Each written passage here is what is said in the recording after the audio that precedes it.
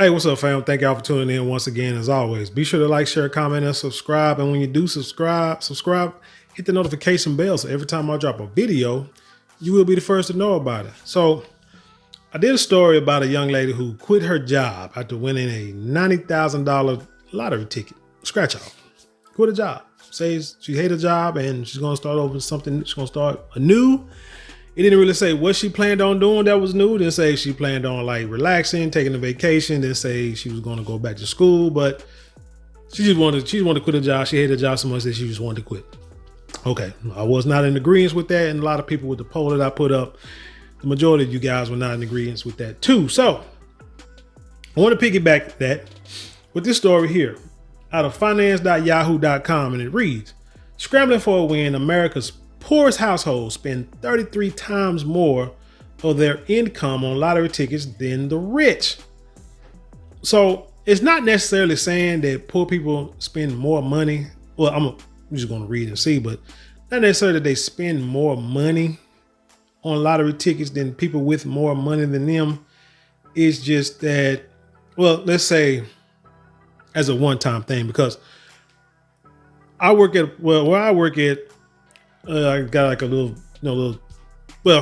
one of the places I work at, it's like next door to a little convenience store. And I go over there and might buy, there's like a little restaurant there that, I get a little food from. And then I might go in a convenience store time to time. Somebody where I'm working at might want me to, grab something out the convenience store for them when I go over there. It's like, okay, fine. Go over there. And it seems like every time I'm in there, somebody who I know is not making a lot of money. I can just, just tell just because of the area that I live in. And not where I live in. I don't live right there. Anyway, everywhere I work in. And the people that live in that area, it's just, the income is not high. Especially for our people. It's just not. And they'll come in there and they buying, I need number 1, number 30, and number 22. The guy just ripping them off because they done scratched off one like $10. And now they're going to use that $10 to buy more scratch offs, thinking that one of them scratch offs are going to win more money and they're just going to buy more scratch offs. And that's the play until they get a $90,000 ticket, right? And then it's going to change their life or whatever. They'll go to the casino and win like few hundred, couple $1,000s, and what I'm saying, they happy. Not really taking into consideration all the money that you have spent buying tickets over the years. Does it equal out? Or are you going to, break even over that time? Odds are you won't. So I see these people buying these tickets and, or buying these scratch offs or, filling these bubbles in or whatever they're doing to win the lottery. Like, cause I think it's like a little over $1 billion. This one, I think the scratch off, not scratch off, the drawing is tonight, I believe. But anyway, let's get into the story cause it's a couple I want to get into, and we're just going to try to, break this down for what it really is. It says the luck of the draw is especially appealing when the cards are stacked against you. But unsurprisingly, the nation's most popular game of chance has a sinister undertone as major lotteries capitalize on people's hopes and dangle the ever elusive carrot of a jackpot over financially vulnerable Americans. You got to think about it. Tickets are $1. Some maybe $5. That's a pretty cheap, quote unquote, I ain't gonna use the word investment. That's a pretty cheap gamble for what you could win if you win. You know what I'm saying? You can go to the casino and put a couple dollars in a slot machine and you may win, a few $100s. You're happy. But we're talking about the possibility of winning thousands, maybe millions of dollars just for $1. Maybe a couple. It said just this week, the Powerball jackpot hit 1.23 billion. I'm sure it's more than that by the time I'm making this story. And probably when this story comes out, somebody probably would have won. You could count the number of times this has happened in a single hand, as it's the 5th time ever the winning has ballooned so high. That's because no one has won a lotto since New Year's Day. Now we are well into 2024, and 40 drawings later, there's still no winner to be found. And as the game gets increasingly difficult to win, the evasive prize becomes engorged. Victory is a slim bet. Lottery officials themselves admit that there's a 1 in 302 million, over 302 million chance of winning the Mega Millions jackpot, and 1 in a little over 292 million for the Powerball. A strike of lightning hit you this year is even more likely. I don't feel like getting struck by lightning. Not once, not twice, not 3 times. At 1 in 1.5 million points out Fortune's Chris Moore. So we got a 1.5 million chance of getting hit by lightning this year. Amazing. But many are still entering the game, searching for something to jolt them out of their current financial straits. And that's why people play the lottery, because they ain't got no money. That's why rich people don't play, because they don't have to. They rich, but when it gets this big, you might just get rich people to try to get it so they can get richer. And they know they have the hundreds and the thousands of dollars to buy as many tickets as they want. Looking to catch a break, less well-to-do households shell out more on these lotteries than wealthier ones do, according to the Economist analysis of public records request.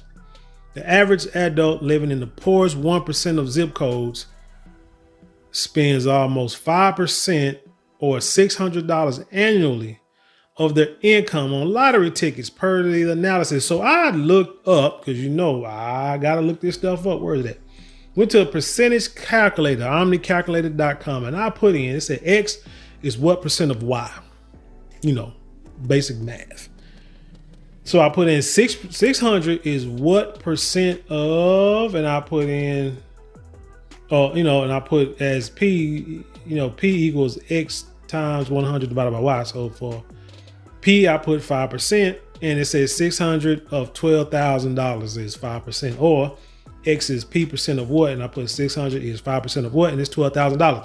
So it's saying the poorest people making $12,000 a year is spending 600. So if you making, Lord have mercy, think about this. Just think about this. If you make $12,000 a year, let's just take the taxes out. Let's say you take home $12,000 a year. Let's say that. So which means you're averaging what? $1,000 a month? $1,000 a month. You are taking over half of your months, maybe 2.5 weeks of your salary, and you putting on lottery tickets. But you don't realize it because you're not paying $600 up front, because you ain't got that kind of money. So 600, matter of fact, let's go to this calculator. Oh man, look at here. Now I'm thinking. Let's say calculator. Here we go. Calculator. 600. I don't want to do it in my head. 600 divided by 12. So you're spending $50 a month. Let's do it like this. 600 divided by 52. So let's say you're spending $11.50 a week on lottery tickets. So it doesn't seem like a lot, because it's like, hey, just $11. No, and you're probably not buying the $11 all at once. You might be buying like 1 or 2 lottery tickets a day. When you go to the store and get them, go to the store and get them Newports or them Black and Miles. You say, hey, let me go and get a couple of them lottery tickets. And it adds up. That's why you have to understand about investing and saving, and how it takes time to become wealthy and rich. It's not going to happen overnight, because that same $600, you could invest in, let's say, you can go into like penny stock websites and look for pharmaceutical companies and look for the drugs that they are, trying to create, and see what stage is in. If it's in a certain stage, then you could invest that $600 into that stock and then just sit there. Because if it's in a certain stage, then there's a great chance that it may pass to that final stage and be approved by the FDA or whoever it is. And then everybody and their mama wants to buy that company, because now the valuation of that company is shot up And so your 600 can turn to 6,000. I did that on a couple of stocks, put in a few dollars, not even maybe $50, maybe $100, who knows. And once them drugs were cleared for production, I had a few $100s in my account each time. This is years ago. So that's all I'm saying. I mean, hey, that's just a little something you might want to look into. But like I say, still had to sit on it for like a few months. So, but that's all I'm saying. That's all I'm saying. The rich by you, their relative economic stability are less preyed upon by the promise of millions or billions. Those living in the wealthiest 1% of zip codes spend only $150 on tickets, amount to 0.15% of their paycheck. Is that like is that annual? Let's see. So let's say 150 and 0.15. Let me see. 150, go back to the calculator. Come on. And 0.15, $100,000. So you're talking about $100,000. So that means, yeah. So yeah, $100,000, which, I mean, compared to other people making $12,000, $100,000 is a whole hell of a lot of money.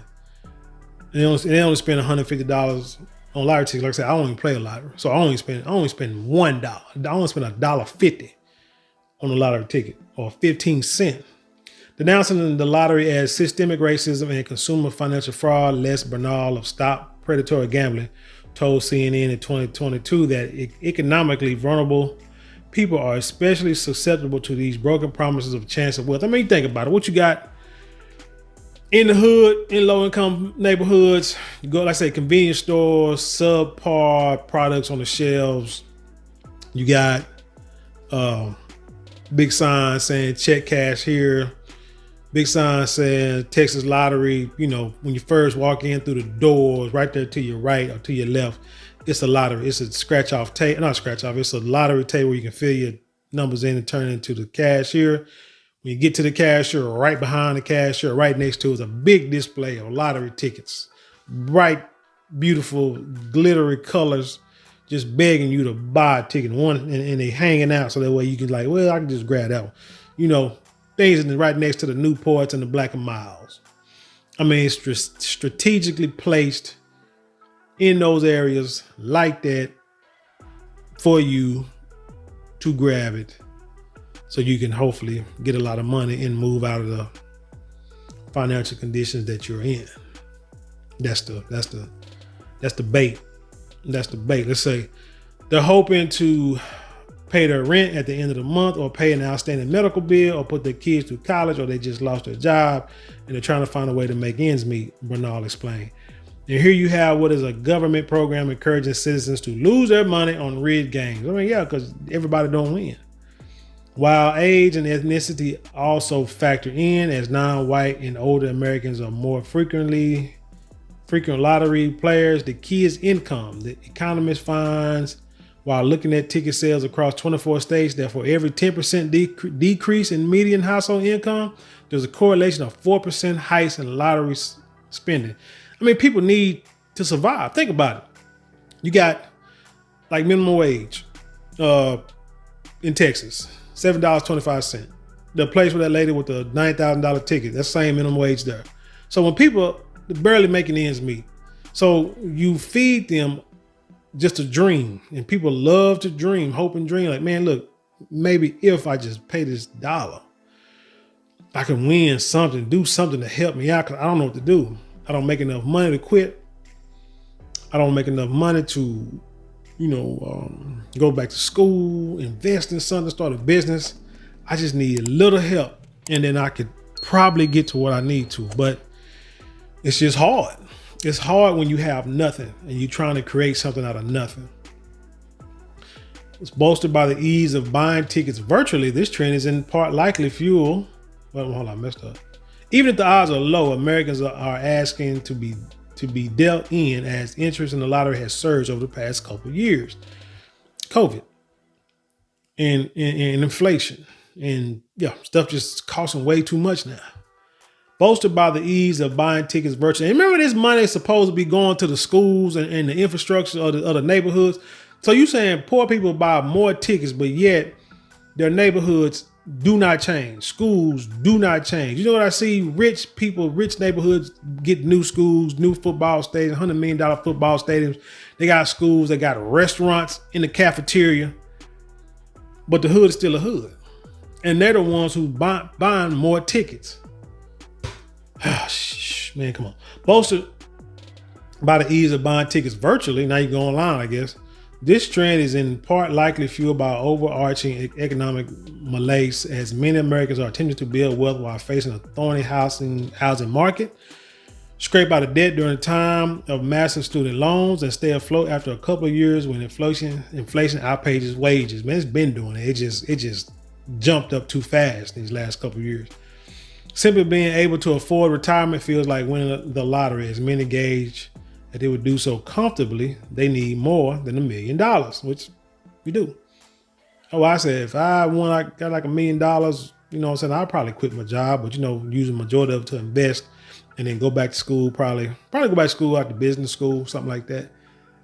And, you know, live off the rest and probably start, you know, then start like a business or continue the business I'm doing, just, you know, going to school to learn more about the business infrastructure. It seems while the American dream fades out, poor households are looking at a lotto as a last-ditch hope. But just like the nation's dreams, the lotto is proving to be an elusive, inequitable, and dying, if not dead, promise of a new future.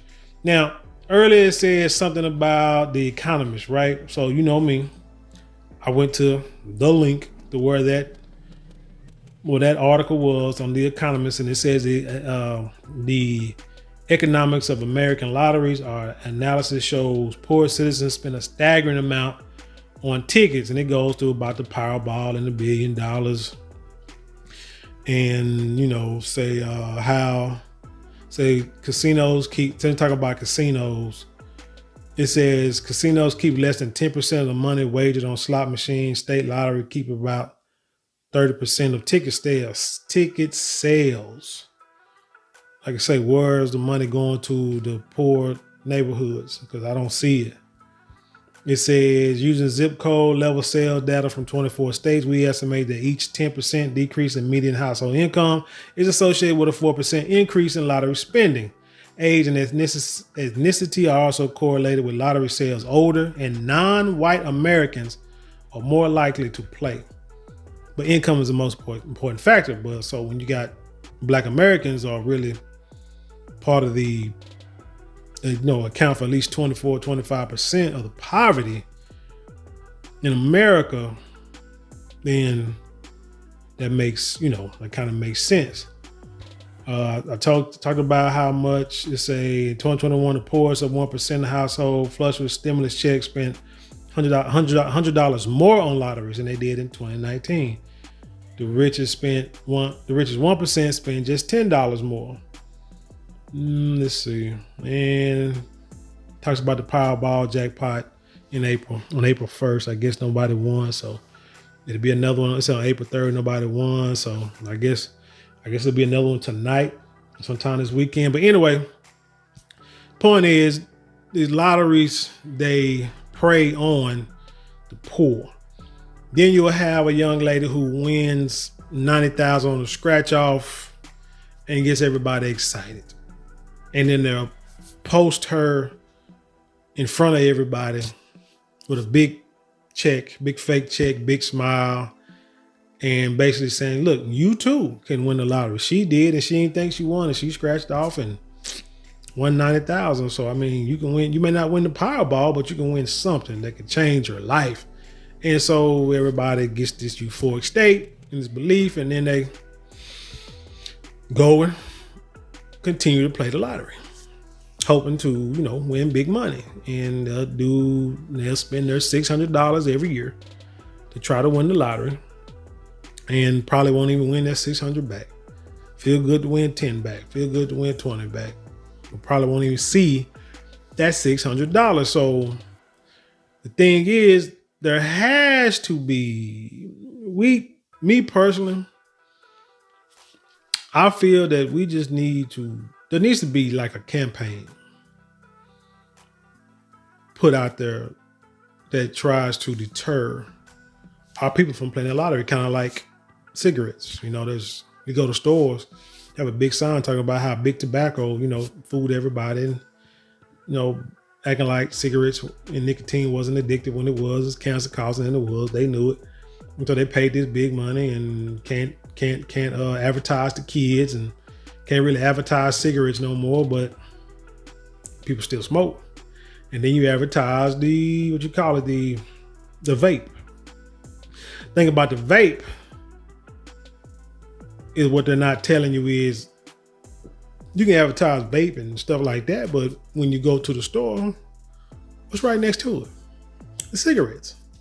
Same thing. So it's like it's right there. So they still are advertising it, but indirectly, because you're still taking nicotine. It's probably cheaper for them to make compared to the sales. So where they're probably not losing any money. Probably charging you more for a vape than they would charge you for the cigarettes, per cost. So they're not losing any money. So they really don't care. Because think about this. Most times you have a business and somebody sues you for an astronomical amount of money. A lot of times you're going to file bankruptcy or you're going to bow out. Like when they raise minimum wage in California, you got a lot of businesses shut down immediately. Some they say moving out the state because they can't afford to pay the employees. There have been many businesses that went bankrupt because they got sued. But they can't afford to pay the money for the lawsuit and stay in business. So how can big tobacco get sued, have to pay all these millions of dollars, stop the advertising, still put the product out there, change the product? Well, they're trying to get rid of menthol cigarettes, but haven't done it yet. But they stay in business and still making money and ain't taking no losses. See, something's going on. People ain't gonna give you something that they're gonna miss.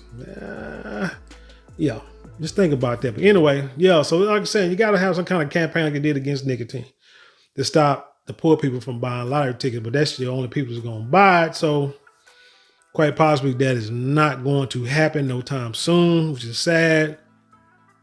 But let's just, hope for the best. Anyway, tell me what you think about this story. Leave your comments below and then share it with the world, man. Let's dialogue. You know how we do around here. We try to have intelligent conversations. Hey, support the channel. You can support it the 4 ways you can support it non-monetarily. Just like, share, comment, and subscribe. All 4 take you maybe like a couple of minutes out your day. Help improve the channel, increase views, increase subscriptions, and try to boost the channel in the algorithm so it can help, like I say, improve the channel in the long term and hopefully in the short term. Because that's the goal. That's the goal. Changing things, working on some things, trying to figure some stuff out. And what needs to be done, what I don't need to do, try to learn from other people. So that way, like I say, we can get these changes made. But if you do want to support monetarily, you can always super chat, super thanks, super likes, super thanks, super chats, slow down. Or click in the links in the description box. And there are some links there that you can support monetarily. But no matter how you do it, non-monetarily or monetarily, hey, I thank you for the support either way. If you want to get at me, either about a story or anything you want to talk about, want me to talk about, hit me up. soulinthesoil@gmail.com. That's soulinthesoil@gmail.com. And with that being said, I leave you in peace, and I'll see you on the other side.